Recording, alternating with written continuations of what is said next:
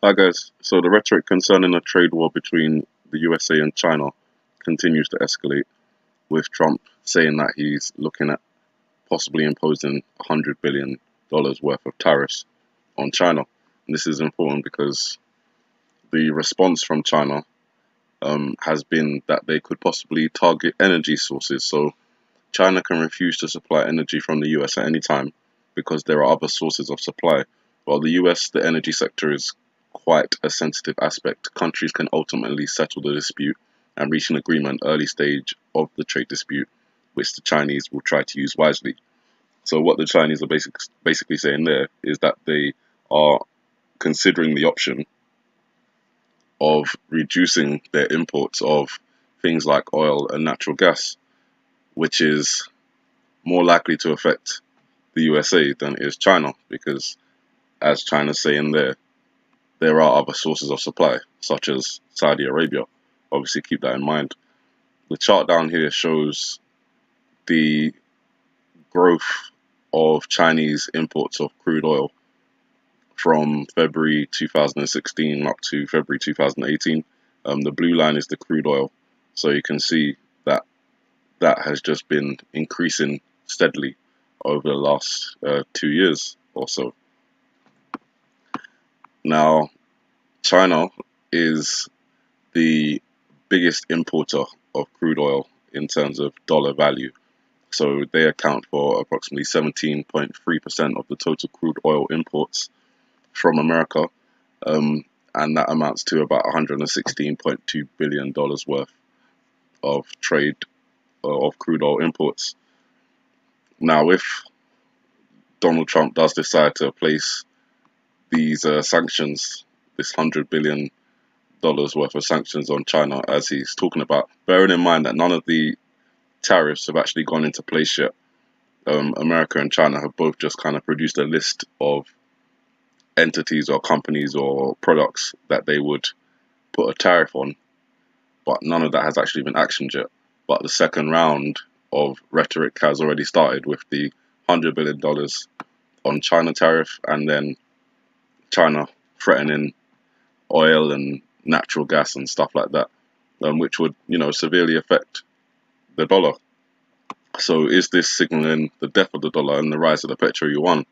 Well, I think that's already in progress, because obviously we all know by now that the petro yuan, or the market for the petro yuan, has just been kind of accepted on the world stage. It hasn't taken over the dollar in any sense of the word, but it's in position to do so.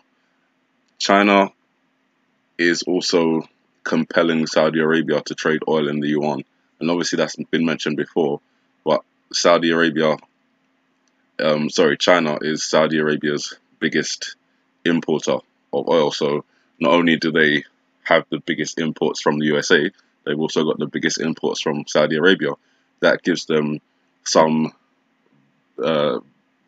control, I guess, over some aspects of the oil. So, for example, if China did decide to put tariffs on oil or natural gas, or they decided to reduce their imports of those products from the US, the price of those things would go up, because obviously there's less of it being exported, so that has to be compensated by increasing the price. Now, if the price is increased, people in terms of other countries are going to be possibly looking at other sources for their oil and for their gas and stuff like that. That's where Saudi Arabia comes in, because Saudi Arabia is another exporter of oil, and with China being their biggest importer of oil, the pressure that puts on Saudi Arabia to then trade oil in the yuan rather than the dollar increases. If that happens and Saudi Arabia does switch over to the yuan, then other countries will follow, thereby kind of increasing the speed at which this death of the dollar comes along.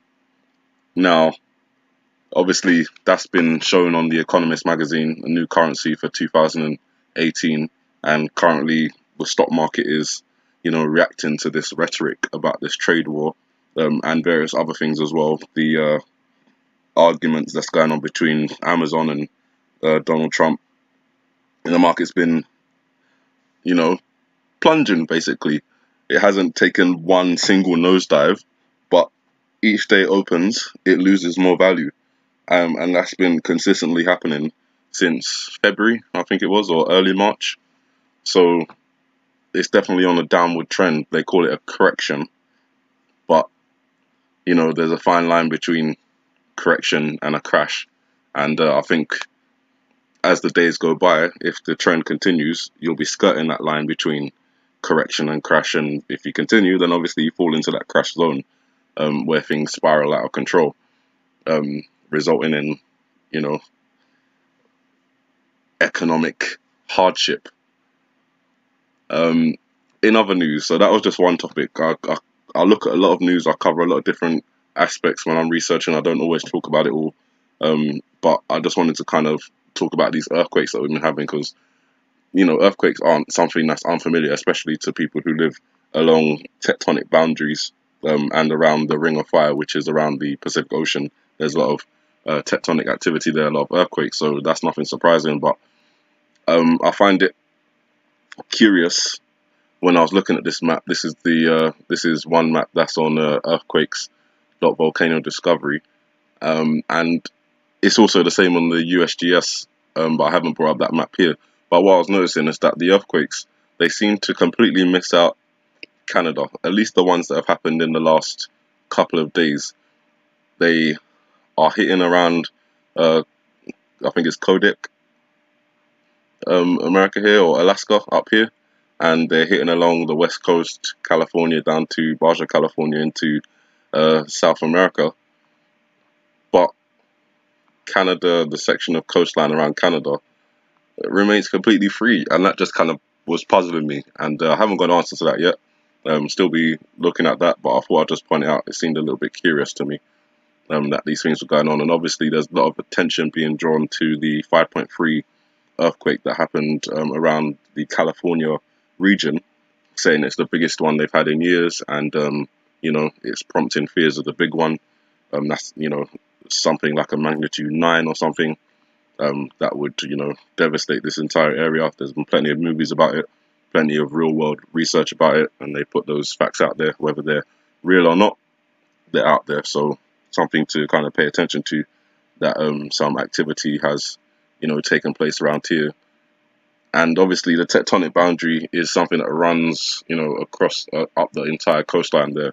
So where there's movement in one area, you would expect that somewhere along the boundary, somewhere along the plate, there would be movement, for example, up here.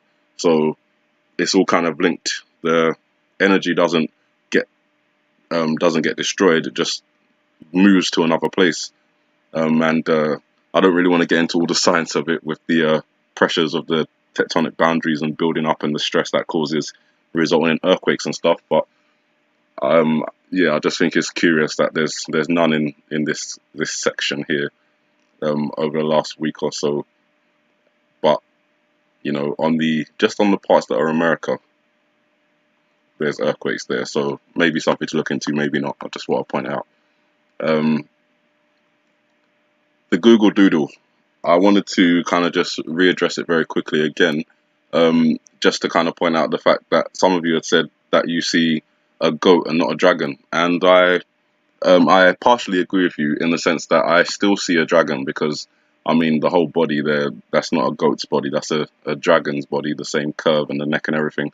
But I do agree that the head also resembles a goat. This part here, if you draw an imaginary line in your mind here, then that would be like the beard of the goat, and that obviously is familiar because of the goat and the ram, Daniel 8 in the Bible, the vision that he sees of the goat and the ram. And the islands here, that in my previous interpretation I kind of saw as maybe guts or blood from this sacrificed sheep or ram, which appears to be on this altar. It could actually be, because you can draw a straight line from where the eyes would be to straight through, that could actually be the horn. And in Daniel 8, it speaks of this goat that comes from the west, which is obviously on this side of things, on the west side. Comes from the west, it has a horn, and it basically tramples the sheep or ram to death, and then it becomes great, and then the horn is broken. And you can see here, obviously, if you can imagine this whole part, if there was a horn here, it does appear that it could be a interpretation of a broken horn on a goat with a dragon's body. And I haven't had any disputes about the sheep part here, so I think most people see that. I'm not going to go through all of that again, but yeah, basically just wanted to point out, yeah, I agree, there is a goat's head in there too. So the goat and the ram, there you go. And I just kind of brought up that passage here, which it says, and he came to the ram that had two horns, which I had seen standing before the river, and ran unto him in the fury of his power. And I saw him come close unto the ram, and he was moved with choler against him, and smote the ram, and brake his two horns, and there was no power in the ram to stand before him. But he cast him down to the ground, and stamped upon him, and there was none that could deliver the ram out of his hand. Therefore the goat waxed very great, and when he was strong, the great horn was broken, and for it came up four notable ones toward the four winds of heaven. Sorry, sometimes when reading the King James version, the language just kind of throws me off a little bit. But that's basically it there, showing you the broken horn, the goat. That's possibly the goat head, and that's possibly the remnants of the horn broken, and obviously the slain ram or sheep. So, latest news. I just wanted to kind of address the latest news that they're talking about. I don't think I actually brought it up. I think I just went straight on the train of thought. But basically, there's been a supposed chemical attack in Syria. You may be seeing it on the news at the moment. They're making quite a big deal out of it. The last time there was a chemical or a supposed chemical attack in Syria, Donald Trump launched 59 Tomahawk missiles at Syria. I think you'll remember that news. So I'm wondering if there's going to be a similar response that possibly escalates because of the times that we're in now.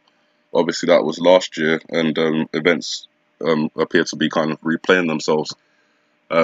Last year, when Donald Trump launched those 59, or ordered the 59 Tomahawk missiles to be launched, Russia responded saying that they felt it was an illegal activity, and what they're saying here, 1 second.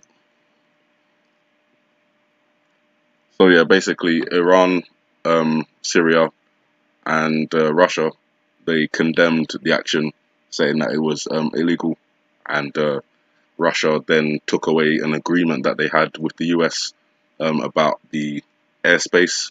So, there was no conflicts, but they took that away. So I don't think that was put back in place after. And obviously this year is a little bit different compared to last year. We've had the alleged chemical attack in the UK, which resulted in 23 Russian diplomats being expelled from the UK, and Russia responding in kind. And then around the world, the diplomats were kicked out, 60 from the USA, and that only is compounded even more with the fact that they've just imposed sanctions against a number of Russian oligarchs, including one we know of, which is Oligarchs, and he's pretty close to Putin. So, there's a different relationship, I'd say, or a different feeling to last year when the chemical attacks happened in Syria and the US responded. Now it's even more volatile because of the tensions with the UK, the tensions with the US, the actions that have been taken over the last couple of months relating to military drills and all those kind of stuff. Feels a little bit more tense. So obviously Donald Trump responded last year. We'll see if he responds this year. Obviously the UN are going to convene a emergency council. You'll probably be hearing about that in the news in the next couple of hours, or maybe even by tomorrow. So we'll see what actions come from there. And obviously that also comes at the same time as the situation on the Gaza border between the Palestinians and Israel continues to escalate. The march is, still going on for another 5 weeks. So this Great Return March that they've got going on, still going on for another 5 weeks. So there's still more potential for even more clashes. So far, I think it's I don't know. Last count I saw 22 people were dead from the 17 from the first day, and then 5 from the next. I'm not sure if that number's gone up, but things are all around the world. Things are going on. It's really hard to keep up sometimes. Had to take a little break. I was going to post something yesterday, but I just felt so tired following all the news reports. But today, after the chemical attacks, I thought, you know what? I've been doing research on China and the oil and the yuan, the sanctions or the tariffs that may be going in place, which may increase the fall of the dollar in this year. Wanted to correct or address the goat and the ram part of the world map, which it just goes to show everything that we've got, everything in front of our faces and stuff. We have to kind of reanalyze it, because we've just been taking it for granted for a number of years. I think it's time for us to all wake up, But that's it. Just wanted to bring those reports. So you guys have a good morning, good afternoon, good evening, and God bless.